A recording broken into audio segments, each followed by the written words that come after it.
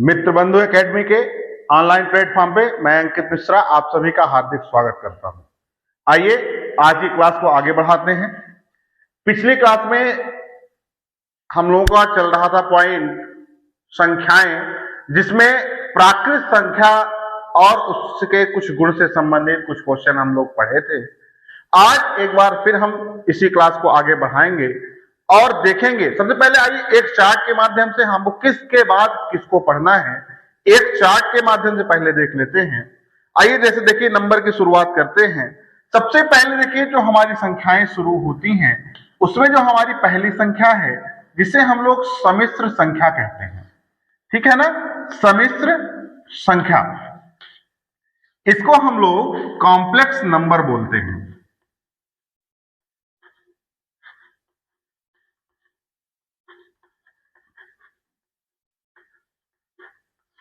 देखिए जो सम्मिश्र संख्या है, सम्मिश्र संख्या किसे कहते हैं? तो वास्तविक संख्याएं और काल्पनिक संख्याएं मिलकर के सम्मिश्र संख्या का निर्माण करते हैं। या हम ये कहें कि जो वास्तविक संख्या है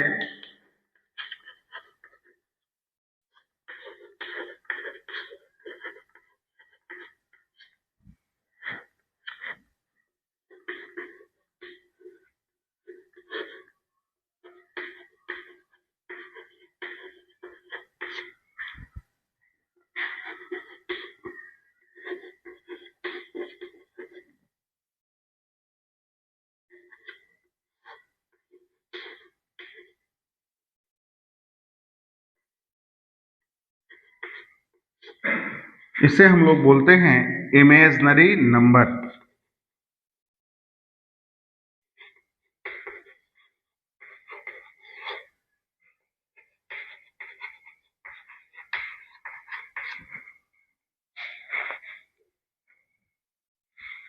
आइए देखते हैं कि जो वास्तविक संख्याएं किसे कहते हैं, वास्तविक संख्याओं को किनके किन से मिलकर वास्तविक संख्या बनती है।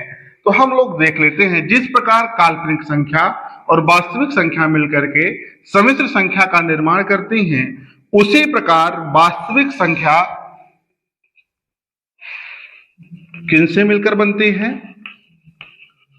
परिमेय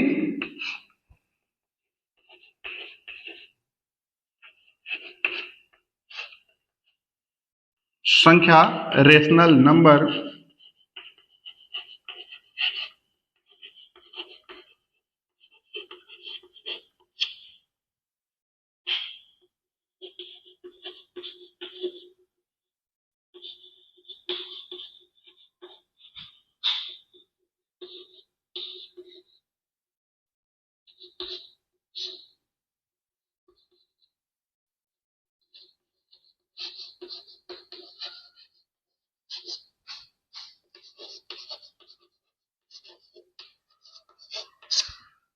देखिए परिमेय संख्याएं और अपरिमेय संख्याएं मिलकर के वास्तविक संख्या बनाती है। आइए अब देखते हैं कि जो हमारी परिमेय संख्याएं हैं, परिमेय संख्या किससे मिलकर बनती है, तो इसको भी देख लेते हैं। जो परिमेय संख्याएं हैं तो परिमेय संख्याएं पूर्णांक, इंटीजर, पूर्णांक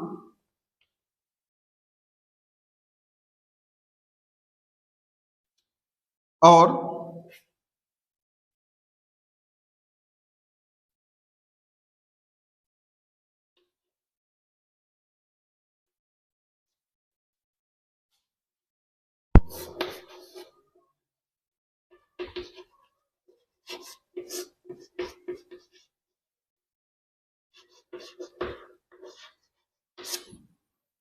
अब देखिए पूर्णांक किनसे मिलकर बनते हैं, तो पूर्णांक को भी दो भागों में बांटते हैं। पूर्णांक को किन किन से मिलकर बनाते हैं, तो पूर्णांक हमारा जो बनता है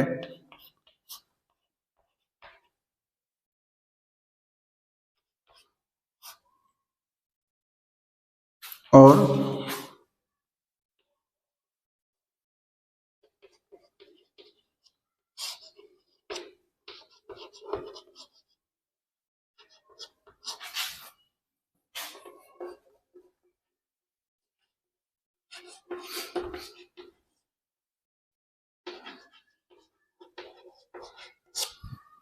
देखिए पूर्ण संख्याएं किन से मिलकर बनती हैं?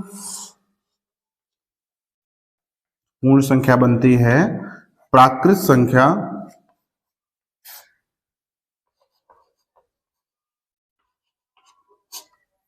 और जीरो से।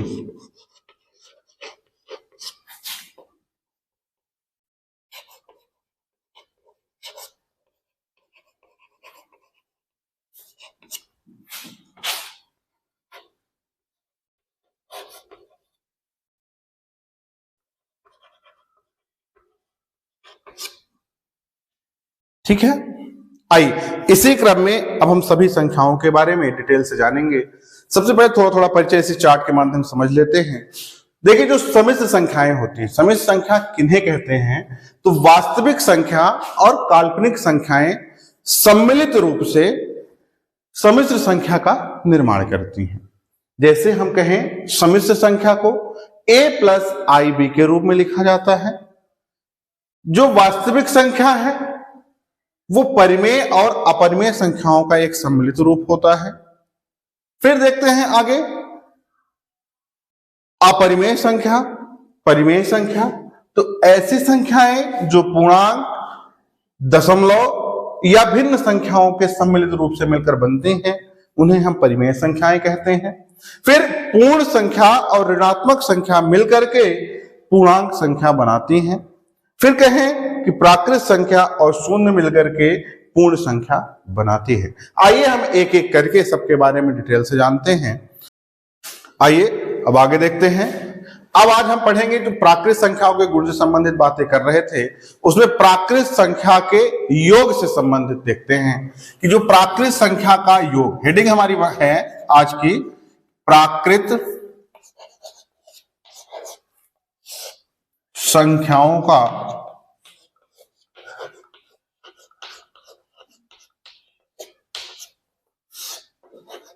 प्राकृत संख्याओं का योग। आइए सबसे पहले टाइप को देखते हैं। जैसे मान लीजिए हमारा क्वेश्चन पूछता कैसे है, हमसे क्वेश्चन करता है कि प्रथम 10 प्राकृत संख्याओं का योग बताइए, प्रथम 20 प्राकृत संख्याओं का योग बताइए। तो इस प्रकार के प्रश्नों को समझने के लिए हम आगे देख लेते हैं कि सबसे पहली चीजें, यदि हमसे क्वेश्चन कहता है, फार्मूला लिख लेते हैं सबसे पहले हम लोग। प्रथम n प्राकृत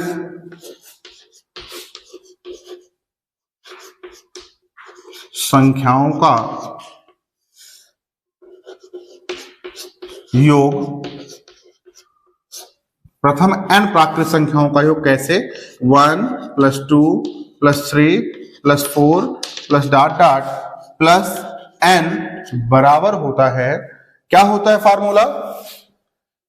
क्या होता है फार्मूला बताइए?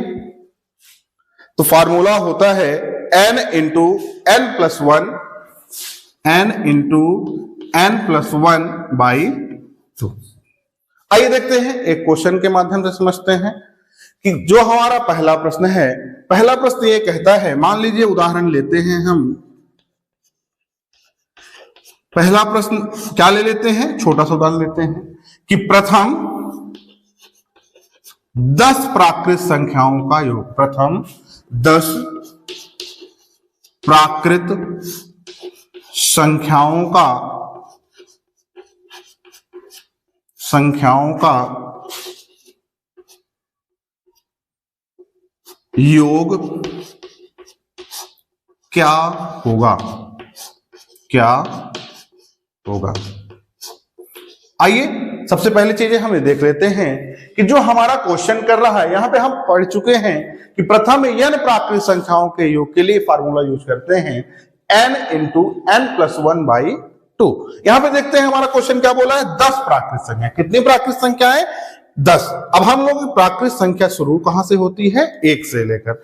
तो हमारी परिभाषा क्या बनती है? हम लोग प्राकृत संख्या परिभाषा को थोड़ा सा तुरंत दिमाग में लाते हैं। प्राकृत संख्या परिभाषा कहती है कि 1 से लेकर के अनंत तक की समस्त संख्याएं प्राकृत संख्याएं कहलाती हैं। ऐसी संख्या जो 1 से शुरू होकर के अनंत तक जाती हैं वो संख्याएं प्राकृत संख्याएं कहलाती। देखिए कितना सरल, प्राकृत संख्या शुरू कहां से हुई, 1 से। अब कितनी संख्याओं को पूछा है, 10 प्राकृत संख्याएं। हम लिख लेते हैं 1 + 2 + 3 प्लस डॉट डॉट, कितनी संख्याएं होंगी, 10 प्राकृत संख्याएं। अब इसके लिए हमें फार्मूला क्या पता है, तो इसके लिए हमें फार्मूला पता है कि n × n + 1/2। देखिए अब यहां पे हम लोग n का यूज कर रहे हैं, तो n क्या है, तो यहां पे n हमें पता होना चाहिए कि जो संख्या बोला, कितनी बोला, प्रथम 10 प्राकृत संख्या है, तो 10 के इसका मान है n का। यहां हम लिख लेते हैं कि n बराबर कितना है, 10 है। आइए इस फार्मूले में मान को रखते हैं। फार्मूला जैसे लिखा हुआ है n × n + 1/2, यहां हम मान रख के देखते हैं कि 10 धन 1 और उस पूरे के नीचे कितना लिखा हुआ है, 2।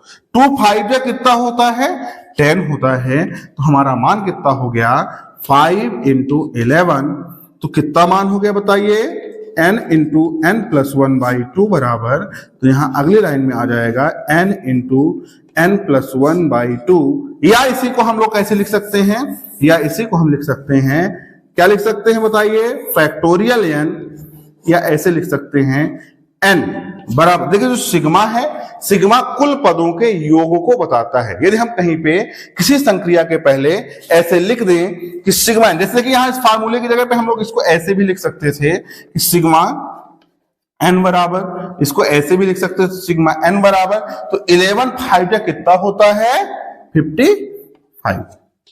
यही हमारे 10 प्राकृत संख्याओं का योग हो गया। इसी प्रकार मान लीजिए, इसी एक और उदाहरण देख लेते हैं। इसी प्रकार यदि मान लीजिए कि यही क्वेश्चन थोड़ा सा अगले रूप में पूछ दिया कि प्रथम 20 प्राकृत संख्याओं का योग बताइए। देखिए 20 प्राकृत संख्याएं पूछा, कितना अंतर होगा, आइए फिर से आगे देखते हैं। अगले एक और उदाहरण के माध्यम से इसको देख लेते हैं। देखिए क्या बोला यही क्वेश्चन, हमारा उदाहरण प्रश्न बोल दिया कि प्रथम 20 प्राकृत संख्याओं का योग क्या होगा। देखिए हमें सबसे पहला काम पता है कि प्राकृत संख्या कहां से शुरू होती है, 1 से। फिर क्या बोला है, प्राकृत संख्या का योग, कितनी प्राकृत संख्याओं का, 20 प्राकृत संख्याओं का। हमें पता क्या है कि यदि n बराबर कितना बोला है, 20, हमको फार्मूला क्या पता है n पदों का योग का, n × n + 1, और इस पूरे के नीचे कितना है, 2। आइए इसको हम अगली लाइन में हल करते हैं, तो लिखते हैं सिग्मा n बराबर क्या हो जाएगा, n बराबर बताइए, यहां से हम लोग क्या पता है, हमको n बराबर कितना पता है, 20 पता है। कितना पता है, 20 पता है। मान रखते हैं कितना हो जाएगा, देखिए, और इस पूरे के नीचे कितना है, 2, तो यहां से आ जाएगा इसका मान कितना आएगा, आइए देखते हैं। 10 दूनी कितना होता है, 2 10 जा कितना होता है, तो 2 10 जा 20 होता है। और इसको लिखेंगे हम लोग 10 × 20 + 1 बराबर कितना हो जाएगा, 21। और यहां पे हमारे n का मान कितना आ जाएगा, तो 210। इसी प्रकार हम n पदों का योग, या दी गई संख्याएं में हमसे क्वेश्चन किया कि प्रथम 10 प्राकृत संख्याओं का योग, प्रथम 20 प्राकृत संख्याओं का योग, प्रथम 50 प्राकृत संख्याओं का योग, प्रथम 100 प्राकृत संख्याओं का योग, तो जो अधिकतम जहां तक का मान पूछता है वो हमारे n का मान होता है, और इस फार्मूले पे हम यदि उसका मान रख दें तो हमें उतने पदों का योग मिल जाता है। आइए प्राकृत संख्याओं के योग की कड़ी में अगला टाइप देखते हैं। जो हमारा अगला टाइप क्या है, इसी का दूसरा टाइप देख लेते हैं, जो हमारे कॉम्पिटिटिव एग्जाम के हिसाब से भी काफी महत्वपूर्ण है और कई बार पूछा गया क्वेश्चन है। अब देखिए जो दूसरा टाइप कहता है, तो क्या कहता है उसके बारे में आइए देख लेते हैं। तो दूसरा टाइप हमारा कहता है कि प्रथम n प्राकृत संख्याओं के, प्रथम n प्राकृत संख्याओं के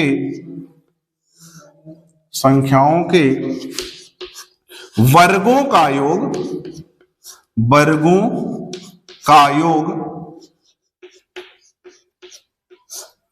वर्गों का योग ज्ञात कीजिए। देखिए क्या बोलो, प्रथम n प्राकृत संख्याओं के वर्गों को योग को, सबसे पहले हम प्राकृत संख्या लिख लेते हैं। क्या है संख्या, 1 2 3। अब कितनी प्राकृत संख्याएं हैं, n, कितना कहां तक चले गए, n। अब क्या बोला है, प्रथम n प्राकृत संख्या के वर्गों, तो यहाँ पे क्या लगा लेते हैं हम लोग, वर्ग, यहाँ क्या लगा देते हैं, स्क्वायर, यहाँ भी क्या लगा देते हैं, स्क्वायर। अब इसके लिए हमारा फार्मूला क्या है, तो आइए फार्मूले को देख लेते हैं। इसका फार्मूला होता है n into n plus 1 into 2n plus 1 और इसके नीचे कितना होता है 6। जिस प्रकार हम लोगों ने प्रथम n प्राकृत संख्याओं के योग को हल किया, उसी प्रकार हम प्रथम n प्राकृत संख्याओं के वर्गों के योग से संबंधित क्वेश्चन को भी हल करते हैं। आइए क्वेश्चन लेते हैं, एक और उदाहरण के माध्यम से इसको भी समझते हैं और देखते हैं कि क्या आएगा, क्या होता है, कैसे क्वेश्चन पूछा जाता है। ये हमारे कॉम्पिटिटिव एग्जाम से संबंधित काफी महत्वपूर्ण है।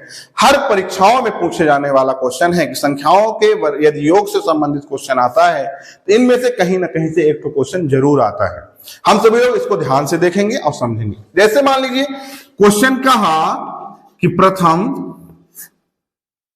क्या बोल दिया क्वेश्चन, प्रथम 10 प्राकृत संख्याओं के, प्रथम 10 प्राकृत संख्याओं के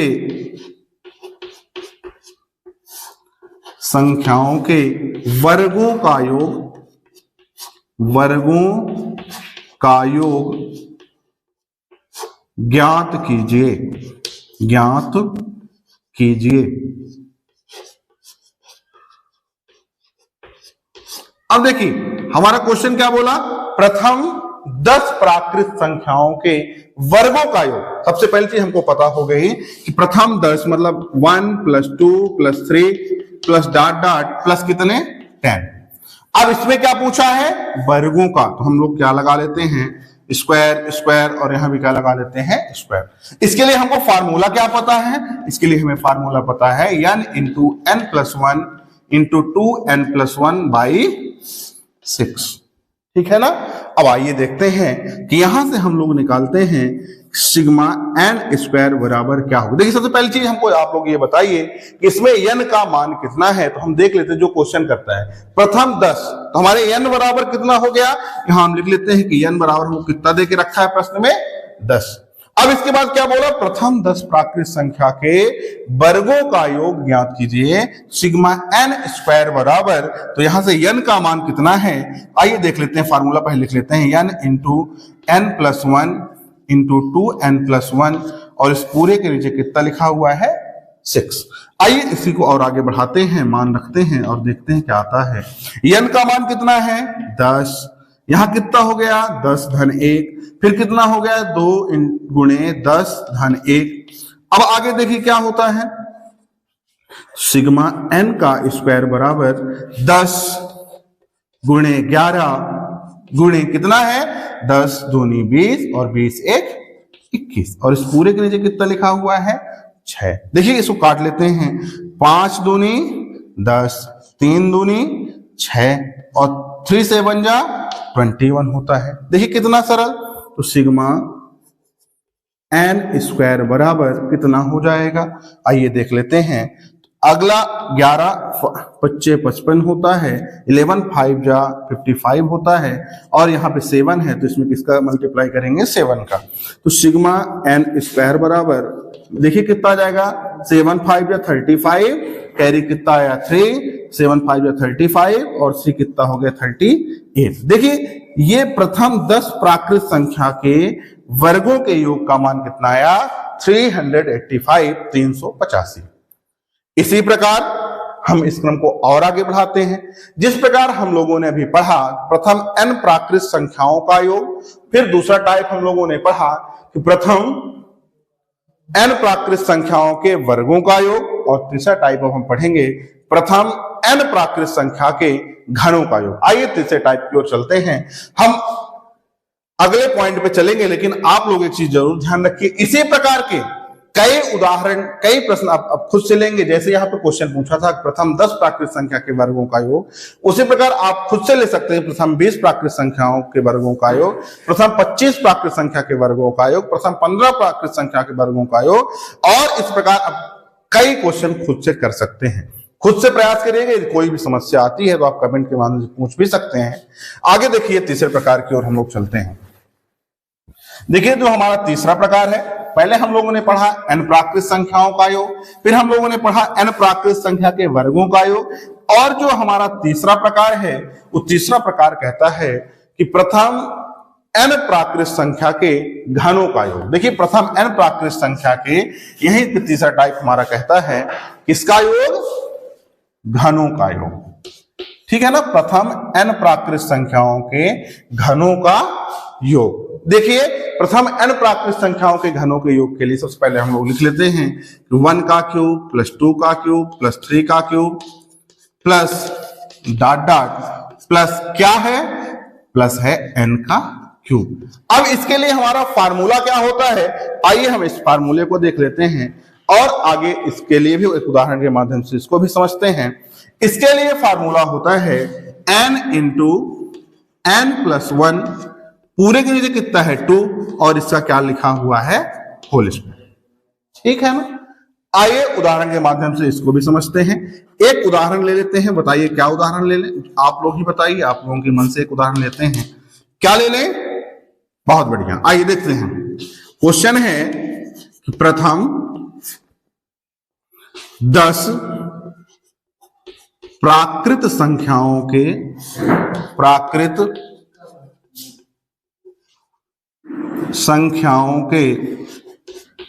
प्रथम n प्राकृत संख्याओं के घनों का योग ज्ञात करो। आइए देखते हैं, सबसे पहली चीज है, सबसे पहले अपने क्वेश्चन को देखते हैं। क्या बोला, प्रथम 10, मतलब n बराबर हमको क्या दे दिया है 10।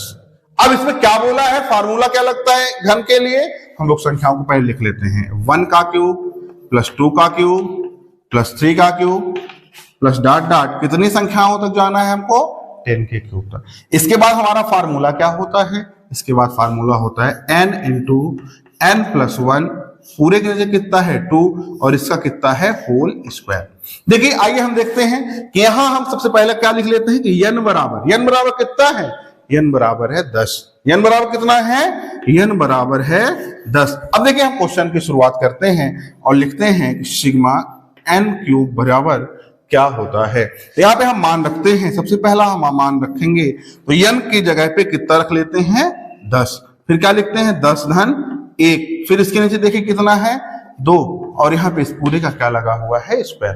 देखिए कितना सरल, 2 5 जा 10, 2 5 जा 10, और यहां से n क्यूब बराबर, देखिए कितना सरल है, इसको हम आगे हल करेंगे कितना हो जाएगा, तो 5 गुणे 11, और इसी को हम लोग लिख देंगे, इसका क्या लिखा हुआ है स्क्वायर, और इसको आगे बढ़ाएंगे तो सिग्मा n का क्यूब बराबर 11 और 5 का जब गुणा करेंगे तो कितना होता है 55, और इसका क्या लिखा हुआ है स्क्वायर। आइए हम लोग देखते हैं कि यदि हम इसका स्क्वायर करें तो 55 और 55 का यदि हम गुणा कर दें या 55 का स्क्वायर करें तो उसका मान क्या होता है, इसके बारे में थोड़ा सा देख लेते हैं।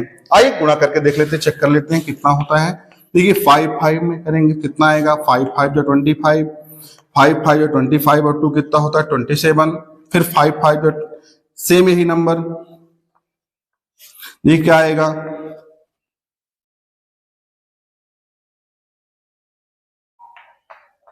30 25, क्या आएगा 30 25। देखिए हमारा उत्तर क्या हो गया 30 25। प्रथम 10 प्राकृत संख्या के घनों का योग हम लोगों ने कितना निकाला 30 25। देखिए कुछ भी नहीं करना है, जो क्वेश्चन पूछता है वहां पे हमको n का मान दे देता है और हमको इस फार्मूले में आके केवल n की वैल्यू को पुट करना है, तो उसके बाद हमको ये आंसर मिलेगा। आइए इसको एक और उदाहरण के माध्यम से समझते हैं, इसके लिए एक और उदाहरण की प्रैक्टिस करते हैं। ठीक है, चलिए देखते हैं। जैसे मान लीजिए यही क्वेश्चन कहता है, क्या कह दिया कि प्रथम 15 प्राकृत संख्याओं के घनों का योग ज्ञात कीजिए। देखिए सबसे पहला काम वही चीज, हमको यहां से n बराबर कितना देके रखा है, यहां लिख लेते हैं 1 का क्यूब प्लस 2 का क्यूब प्लस 3 का क्यूब प्लस डॉट डॉट कितने 15 का क्यूब बराबर। हमको फार्मूला क्या पता है, हमें फार्मूला पता है n इंटू n प्लस 1, इस पूरे के नीचे कितना होता है 2 और इसका क्या होता है होल स्क्वायर। यहां हम देख रहे हैं कि n बराबर हमको कितना पता है 15।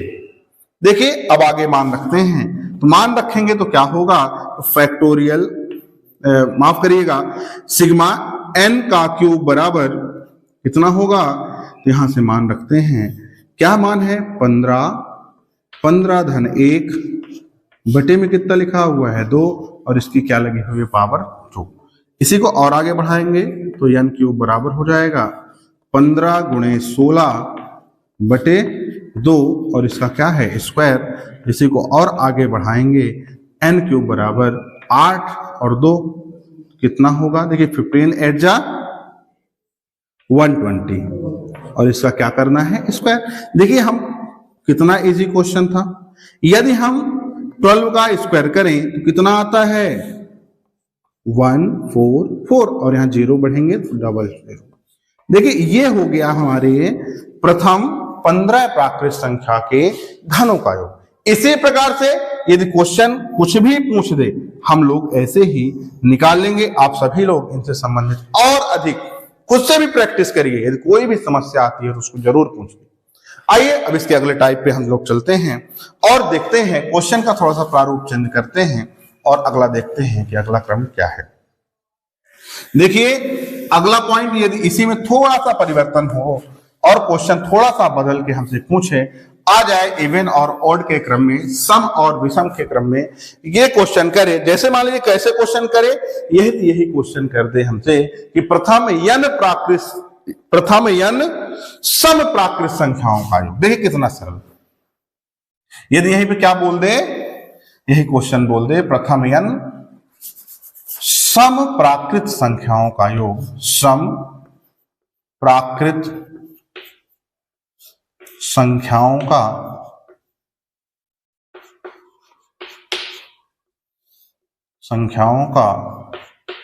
योग।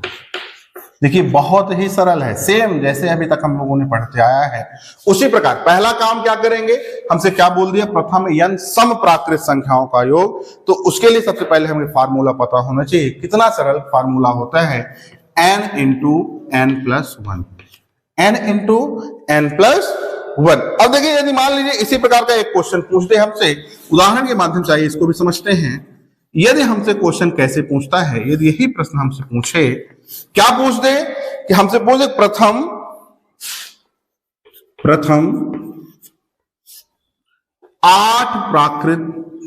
8 सम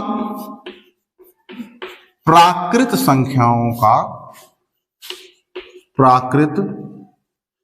संख्याओं का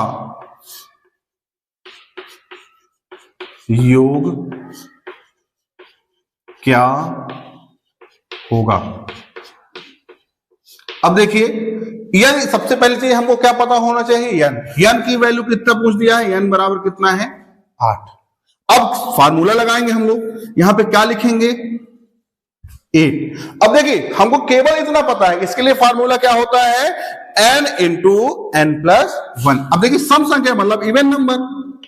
अब देखिए क्या बोल दिया n into n plus 1, n का मान कितना है 8। यहां पर एक बार फार्मूला लिख लेते हैं, अगली लाइन में हल कर लेंगे। देखिए यहां भी लिख देते हैं,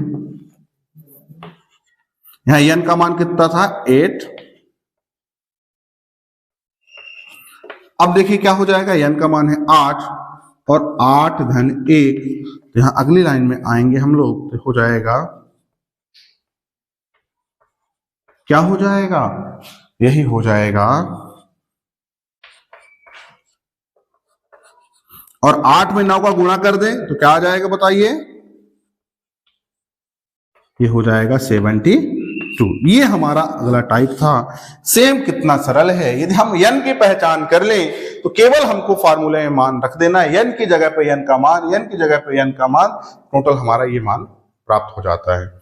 आइए इसी क्रम को और आगे बढ़ाते हैं और देखते हैं कि अगला नंबर क्या आएगा। इसी प्रकार जिस प्रकार से क्वेश्चन कहा कि प्रथम n सब प्राकृत संख्याओं का योग, उसी प्रकार से क्वेश्चन बदलता है और ये थोड़ा सा परिवर्तन करके क्वेश्चन करता है कि प्रथम n विषम प्राकृत संख्याओं का योग। तो आइए उसको भी देख लेते हैं। क्वेश्चन क्या कहा कि प्रथम n विषम प्राकृत संख्याओं का योग। देखिए सम की जगह पे क्या बोल दिया, विषम। प्रथम n विषम प्राकृत संख्याओं का योग, इसके लिए फार्मूला होता है n का स्क्वायर। आइए हम लोग यहां इसको भी एक उदाहरण के माध्यम से समझते हैं। जैसे मान लीजिए एक उदाहरण के माध्यम से इसको भी देखते हैं। आइए पहले क्वेश्चन लिख लेते हैं। क्वेश्चन में क्या पूछ दे, यदि मान लीजिए हमसे पूछ दे, आइए प्रश्न लिख लेते हैं। प्रथम 12 विषम प्राकृत संख्याओं का, विषम प्राकृत संख्याओं का, विषम प्राकृत संख्याओं का योग क्या होगा, क्या होगा। देखिए सबसे पहली चीज है, हमको यहां पे n का मान क्या देके रखा है, हमें n बराबर देके रखा कितना, 12। अब फार्मूला हमें क्या पता है, क्या पता है फार्मूला, n और विषम मतलब कौन से नंबर है, ऑड नंबर। अब देखिए इसको हल करेंगे, फार्मूला क्या होता है, n का स्क्वायर। देखिए कितनी प्राकृत संख्याओं का, देखिए कितना सरल था, कितना सरल क्वेश्चन था, कितना सरल हमारा आंसर है। आइए देखते हैं कि हमारा आंसर कितना आता है। तो हमारा आंसर आया 12 × 12 बराबर कितना होता है, 144। देखिए इसी टाइप से हम प्राकृत संख्याओं से संबंधित प्रॉपर्टी को और अधिक उदाहरण के माध्यम से समझ सकते हैं।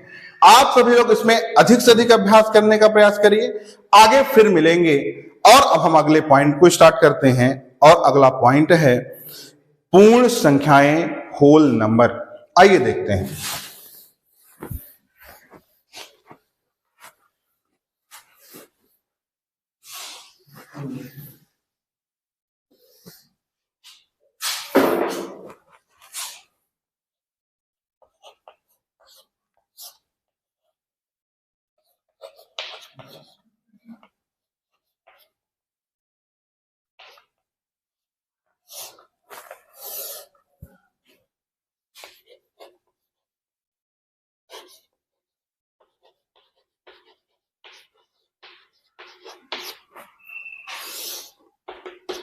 देखिए पूर्ण संख्या की परिभाषा बहुत ही सरल परिभाषा है।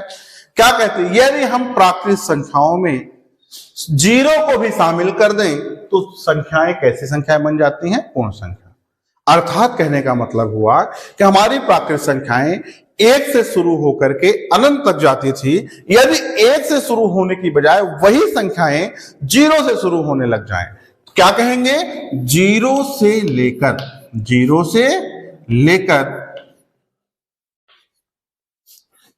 से लेकर अनंत, इनफाइनाइट तक जाने वाली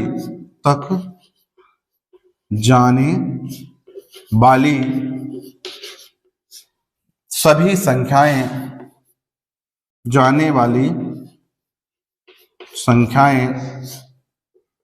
पूर्ण संख्या कहलाती है। पूर्ण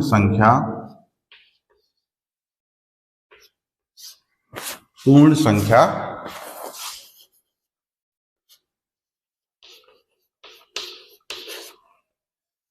कहलाती है। जैसे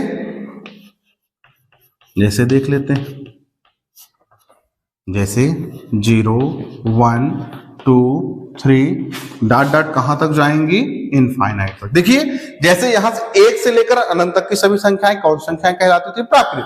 अब हम प्राकृत संख्याओं में किसको शामिल कर दें, जीरो को। इस क्या परिभाषा बताइए, यदि प्राकृत संख्या में जीरो को भी शामिल कर दिया जाए तो वह पूर्ण संख्याएं बन जाती है, होल नंबर कहलाती है। ठीक है ना। अगला पॉइंट हमारा होगा, सबसे पहले देखिए एक और क्वेश्चन, कभी कभी ये चीज आप लोग कॉम्पिटिटिव एग्जाम के लिए स्टार बना के नोट कर लीजिए कि जीरो, देखिए जीरो कैसी संख्या है, 0 एक पूर्ण संख्या है। 0 कैसी संख्या है? 0 एक पूर्ण संख्या, ठीक है ना। अब इसके बाद हम लोग आगे आएंगे, अगले पॉइंट को पढ़ेंगे। अगला पॉइंट है हमारा पूर्णांक संख्या किसे कहते हैं। आइए पूर्णांक संख्या के बारे में जानते हैं। पूर्णांक संख्या किसे कहते हैं, इंटीजर नंबर क्या होते हैं, और देखते हैं पूर्णांक संख्याएं क्या होती हैं।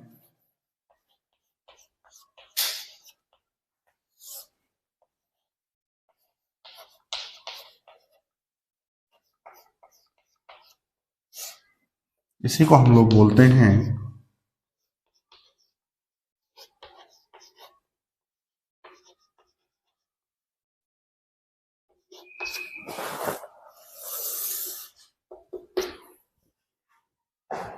देखिए पूर्णांक संख्या को देख लेते हैं। पूर्णांक संख्या किसे कहते हैं? तो पूर्णांक संख्या की परिभाषा देखिए बहुत ही सरल है।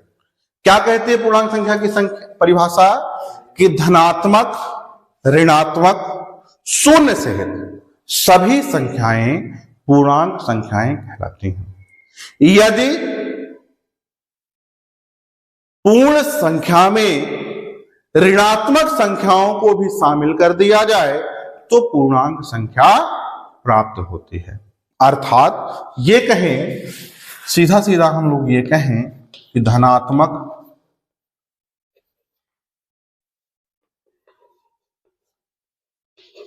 ऋणात्मक,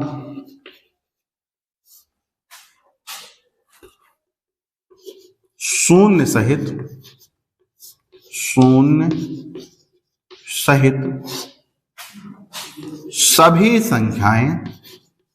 सभी संख्याएं पूर्णांक संख्याएं कहलाती हैं। पूर्णांक संख्याएं कहलाती हैं।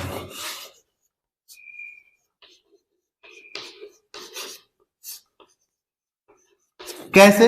आइए देखते हैं। जैसे मान लीजिए कोई भी नंबर है, यदि वो माइनस इनफाइनाइट से स्टार्ट हो जाए, जैसे मान लीजिए हम लिख लेते हैं -5, -4, -3, -2, -1, 0, 1, 2, 3, 4 डॉट डॉट कहां तक चली जाए, इनफाइनाइट। तो इस प्रकार के संख्याओं का जो समूह होता है वो पूर्णांक संख्याएं कहलाती है। जैसे देखिए हम कैसे बताएं, देखिए यहां पे ये क्या है, ये हमारा है शून्य, ठीक है ना। देखिए यहां से लेकर के जो ये नंबर हैं ये कैसी संख्याएं हैं, ये हमारी हैं धनात्मक। अब देखिए कहां से शुरू है, 1 से। इसको हम क्या बोल सकते हैं कि धनात्मक प्राकृत संख्याएं, धनात्मक प्राकृत संख्याएं। देखिए ये संख्या -1 से है तो ऋणात्मक है, लेकिन शुरू कहां से है, 1 से। तो इसको हम क्या बोल सकते हैं, तो इसको हम बोल सकते हैं कि ऋणात्मक संख्याएं।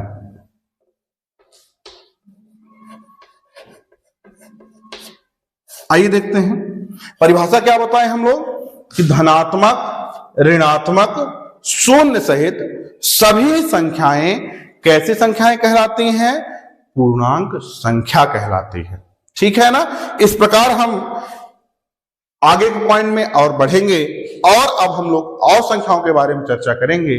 आज की क्लास में यही रुकेंगे, अगली क्लास में फिर मिलते हैं।